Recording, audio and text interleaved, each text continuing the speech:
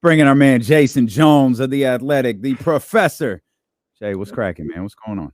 Not much, man. Not much. Just trying to get all this work done so I can enjoy the rest of the year without having to worry about work. Like most folks. I see, I see Kenny in here looking like he's from Pyru right now. Come on, man. I bet KC ain't walking into a Los Angeles radio station just like this, is he? It depends on which station. He ain't rolling down Hoover with me. He ain't rolling down Hoover with me. He ain't going to my old neighborhood like that. No. We ain't going over to Crenshaw and Slauson like Oh, that. I ain't going. Yeah, I ain't going nowhere in Long Beach like this. Now that I think about it, I'm not going anywhere. I was born in South Central too. I used to live not too far from Crenshaw and Slauson and all that. So yeah. I wear black and white when I go to Los Angeles. I just wear all my essentials gear, all those muted grays and beiges, and wear black and white and the same hat that what's old boy wore at the NFL hat, the Rob Lowe NFL hat. That probably means something now too. They didn't change the game. Sometimes you don't know what means what anymore. I'll be like, you know what? I'm just going to not wear a hat today because I can't keep up. I mean, there's some staples that okay, this is this and this. But, I went home one time. I'm like, why are y'all wearing these Cleveland hats? I don't understand. My brother I'm like, oh, okay. Good thing I didn't wear my CC Sabathia jersey on this trip. It would have been a problem. My CC Sabathia jersey. You said you... And a nice portion of the audience is going, what are they talking about? This is... It's over their head. You said you grew up need to know. On Crenshaw? I was not too far from that early on in life. Yeah. When did you? So, like, were you there when the riots hit? I was in Long Beach by the time the riots hit. I started in L.A. We moved to Long Beach for a year. I went back to L.A. Then I think by 4th, 5th grade, it was all Long Beach. But yeah, my early years were not that far from the Coliseum. That had to be a crazy time being out there for the two times that I go think home about. And cover the Clippers with everyone else from LA. Well, no, thank you. Yeah, that's the LA connection, LA Unified right there. The Clippers. That's be the first job. Jason goes, nah, I'm good. I'm good. We have a great writer who covers the Clippers for us. They don't need me around the Clippers all the time. Shout out Law. That's Law. That's our guy. I was just thinking though that the two times I think about being in Los Angeles would have been like for the riots. It was just crazy, like surreal. And OJ. Those were two of the wildest times to be in school. Like when the riots hit, I got bussed out of Long Beach to go to school. So I was like on the outskirts near Lakewood or something. I wasn't actually in Long Beach. Mm-hmm. When the riots broke out, them folks was coming to school, getting their kids out of school. Like, and we was like, well, we still got to get home. We had to wait for the bus. It was like, hold up, them folks from the neighborhood the school was in, they wasn't waiting. Yeah. Then when OJ hit, makes that crazy because I remember I was in art class. I a junior. I took an art class because I don't know why, but I figured I was going to be cool to take art. And she had a Walkman with those remember the earphones with the little styrofoam cover? Yeah. Mm-hmm. We're leaning in, like trying to lean in and listen to the thing. And then she blurts out, "Not guilty." Half the class is like, "Yeah." Half of the class is stunned. And then people started taking their kids out of school for some reason that day, and I don't know why. Yeah, man. Yeah, I'll never. Well, it depends on what side you were on. You were celebrating, or you were distraught. I will say this: it was the first time in my life I saw people who were not of my culture stunned by the legal proceedings, the judicial system. They were just like, "How could this possibly happen?" We were like, "We could give you several reasons why this could happen." Man, hey. A century's worth. Yeah, I said, where do I start? I mean, want to go back to Dred Scott? I mean, I got a list of them. They were like, I can't believe. I mean, there were people literally shocked. They were like, but the evidence. I was like, yeah, okay, yeah, we've seen this play out a million times. I'm like, don't y'all remember a couple of years ago while we were rioting? Well, there's that too. Somebody should have put their arm around it. Hey, lady, we can't believe it either. We're just reacting in a different way than you. Hey, look, we look at Jonathan Majors and be like, it don't matter that you're running away from somebody. They still gonna say you're the one. What? There's some things I could say about Jonathan Majors, but I'm trying to keep my job. And that one, I didn't even know they ruled on that till last night. Well, that's when they ruled on it. Yeah, that broke yesterday. I saw the video. I didn't know what I was watching. The video was weird to follow. Yeah, I was like, the video was really weird. I thought it was like a parody. It looked like I'm like, what is this? Like, I was like, man, can he play flanker? Or can he? I'm like, God, and I was forever. And I was like, she's like really running with him. Like, what is this? Yeah. I'm trying to be like cool about that. I'm making light of the situation, but that video was wild. I'm like, what is this? That's what I'm saying. The video was crazy. Yeah. That man was running for his life. I could say some other thing. I'm like, yeah, let me stop because I want to keep my job. When you said OJ, I was thinking the chase. That's what I was thinking. The chase too. That was a Friday in LA for the chase. A Friday afternoon. Yep. They put the NBA finals on a little square. The people were hanging out on the poor Bob Costas didn't know what to do. Like, we're going to news. I don't remember if Dan Rather or who it was. Yeah, that was a wild time. The OJ stuff is funny because I have one of my favorite Schiavano stories was when we were in San Antonio when Schiavano realized I was old enough to remember all that, and he was mesmerized by the fact that I remembered the OJ stuff. Well, so is Schiavano, isn't he? Oh, okay. All right. I'm sorry. My bad. Leave my man Schiavano Rainier alone, man.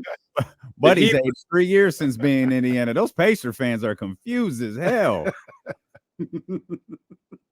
Matter of fact, I'm checking in here on the fan. No buddy slander right now in the chat.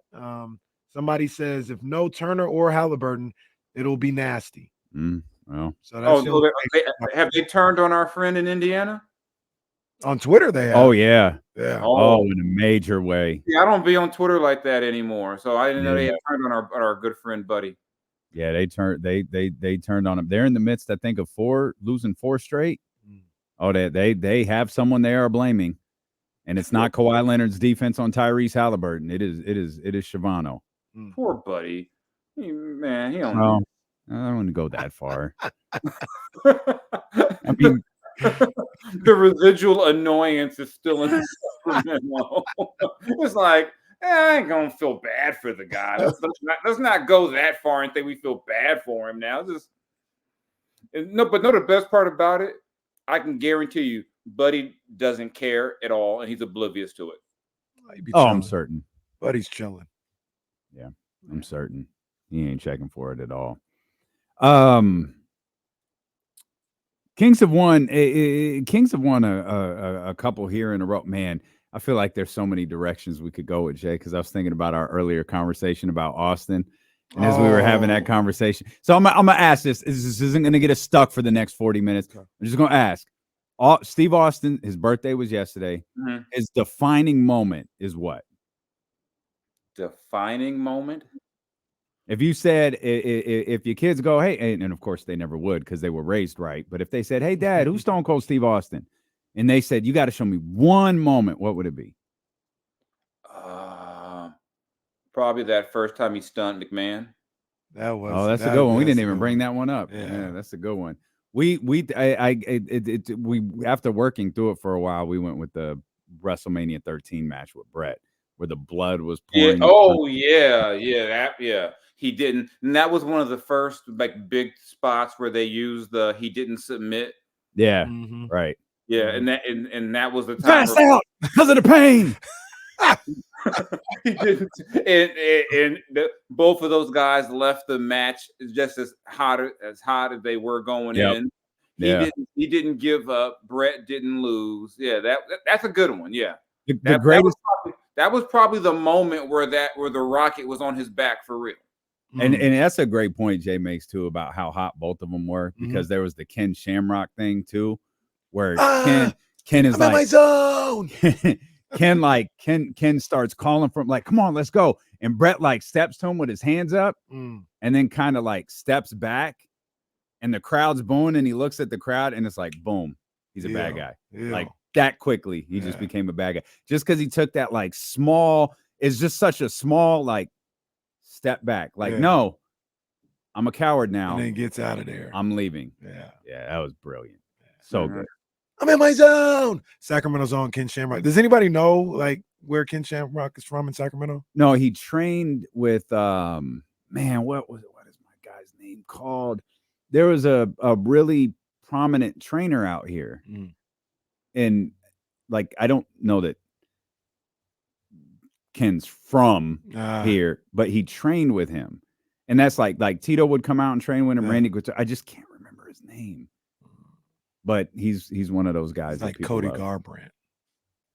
Well, because I don't think Cody's from here. Cody, I think he's from. Well, he's with Uriah's crew, right? Yeah, and I think he started living here and stuff like that. Yeah, well, I know Josh Emmons from here. I know that. That's for sure. He ended a human being on Saturday. That's for sure. Yeah, being from Sacramento doesn't matter. You just go ahead and claim San Francisco and so you can join in. Well, apparently come on, man. Get these baseball players out of here. my man from Elk Grove chiming in with, yeah, man. Growing up, my man came off the top of the cage. And it's just like, San Francisco's just dangerous. It's just not a good place. It took me 2 hours to get to the game, but hey. Come on. I didn't like that. I didn't like that at all. I do want to get to the Kings, but before I do, I want to show up. You talked to Prime recently. Yeah, a couple of weeks ago, yeah.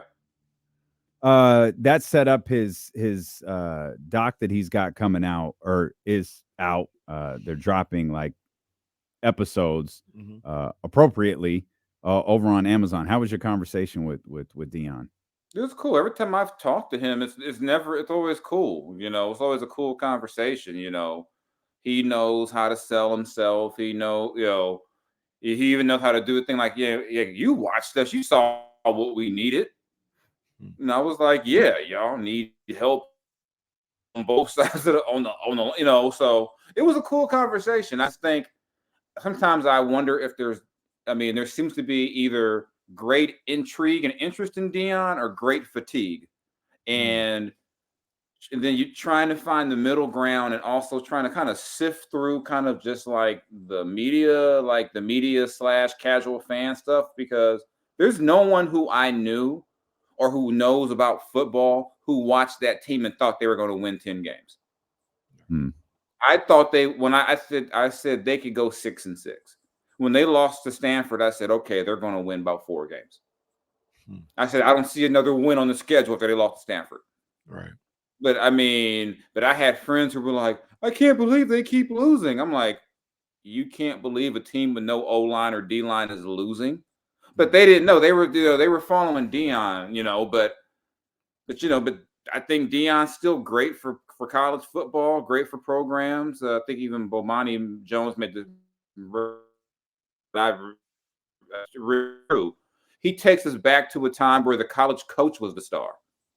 Where when a program shows up, when it was Florida State, it was Bobby Bowden. You knew who was on the team, but it was Bobby Bowden. It was Lou Holtz. The coaches were the guys.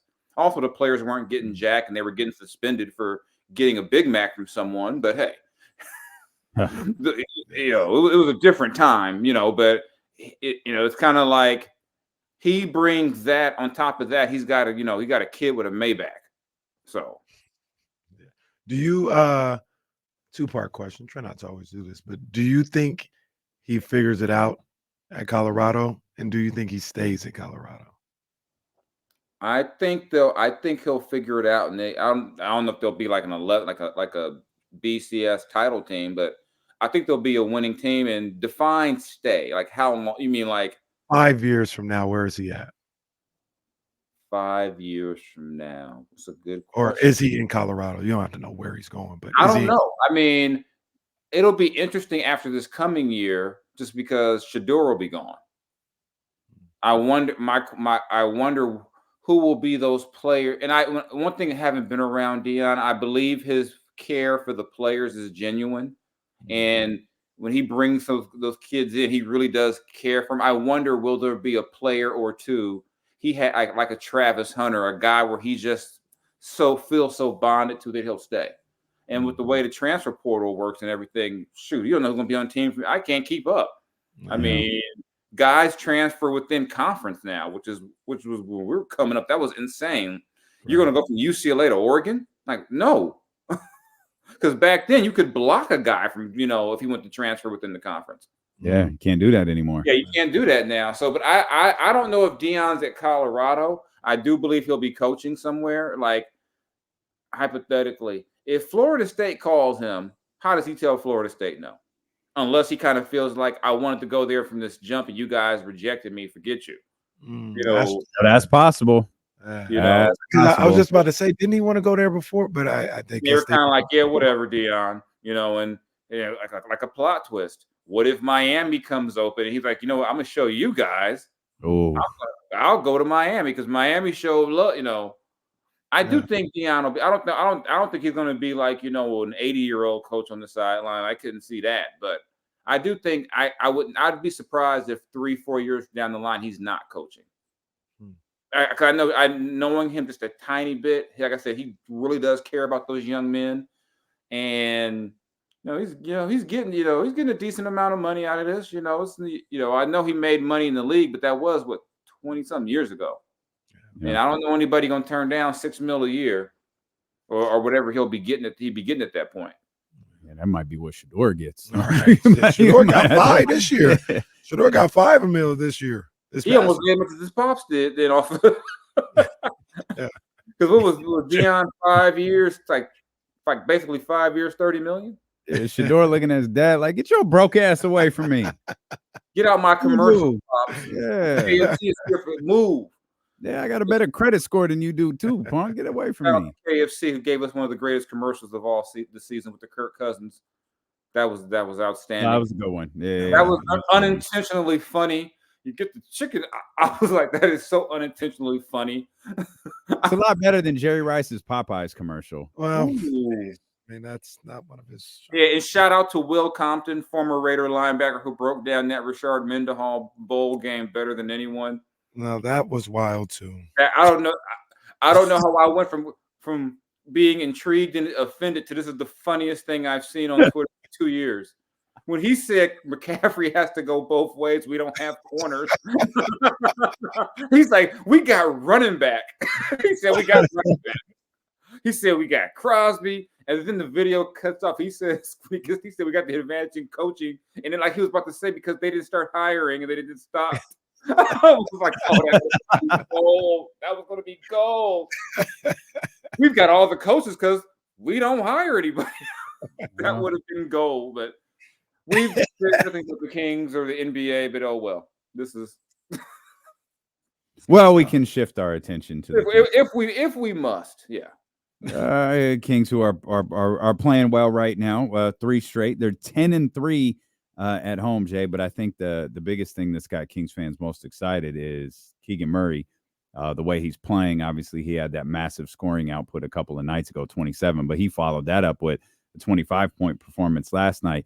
But where it feels like, Jay, that this team could really take a step forward is the fact that Keegan Murray has emerged, like maybe you go so far as to say, undoubtedly the team's best defender. And you need a defender who's like taller than 6'3". Right. Yeah, you need that in today's NBA. You look at the teams. I mean, it's really different measuring defense nowadays because back in the day they were like, oh, you held them under 100. That's not happening most nights in the NBA anymore.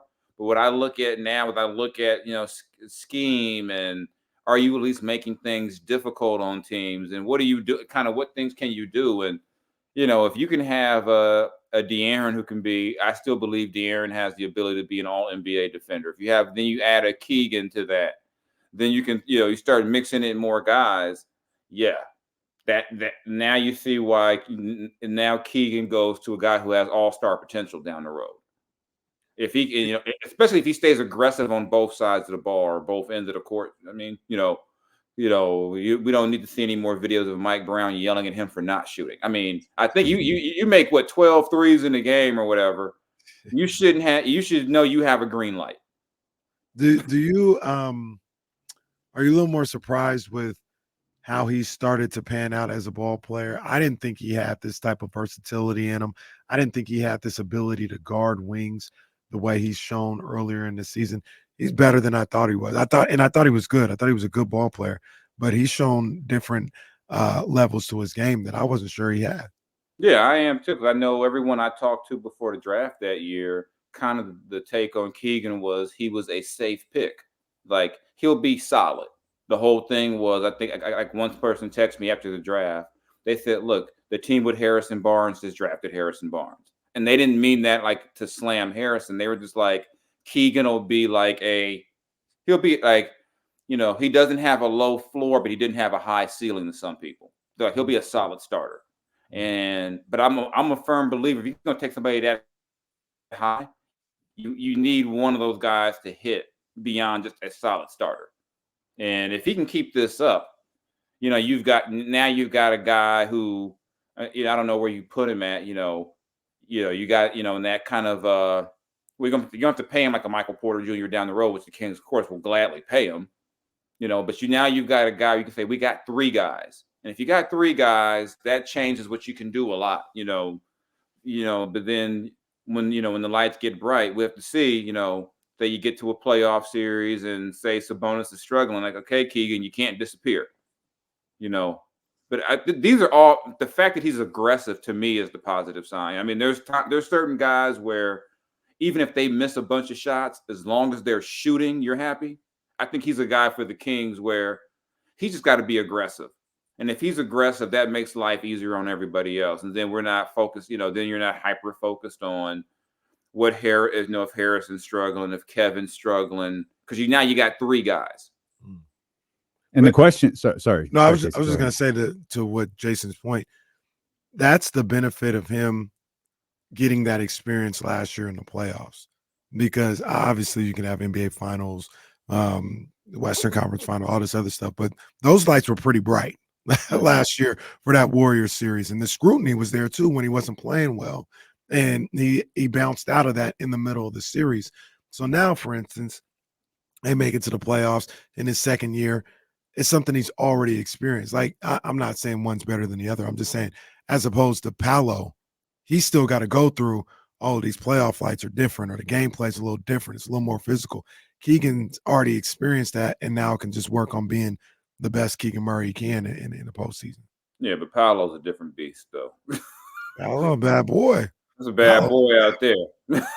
Nah, and Keegan benefited too because he didn't have to be the man. He could take all that in, and even if they struggled, it'd be like, well, Keegan's struggling, but what's De'Aaron and what's De'Aaron doing? What's Sabonis doing? You had, he does have that, and they're completely. Yeah, you're right. They're different situations, different players, but yeah, I think, like I said, like when De'Aaron said after that series, when I'm just talking to De'Aaron, you could tell that he was like, oh, this is what it's like. I like this. When I think if you got a guy who's like, oh, I like this. This was fun. Like, yeah. I knew De'Aaron would come back a much better, even better player, because I could just tell he was like, okay, this is what it's like. This is the grind. This is that playoff grind. I like it. And some guys, they get to that stage and they could just they can't embrace it. So I mean, if you get you some guys who can embrace that moment, you got a chance to make a little bit of noise. You said, with the emergence of Keegan and obviously what De'Aaron is doing, Domas is doing, that they got, three legitimate guys. The question, for whatever reason this week, seems to have been, yeah, but do they need a fourth? In your opinion, does this team need to make a move sometime over the next 2 months to compete with Denver and Minnesota and perhaps beyond that? I think depending what you can get back, I mean, the guys they keep getting attached to, you're going to have to give up Keegan to get them. And that's not happening. So, and that's the thing. It's like if I'm Toronto, why would I trade you Pascal Siakam for like Harrison Barnes and like Kevin Huerter? Like, this is an example. Yeah, like why would I do that? So I just think if you could get some, I still think they can get some more help defensively, but I think it's a good thing because remember, wasn't that long ago? It was always like, are they going to get off a guy because we're trying to tank? So Yeah. I think you stick with what you got. I think your chance to try to shake it up was the offseason when you had that cap space. I don't think now like I said, you're probably not. You're not going to trade De'Aaron, Domas, Keegan. You're probably not going to trade Malik. Yep.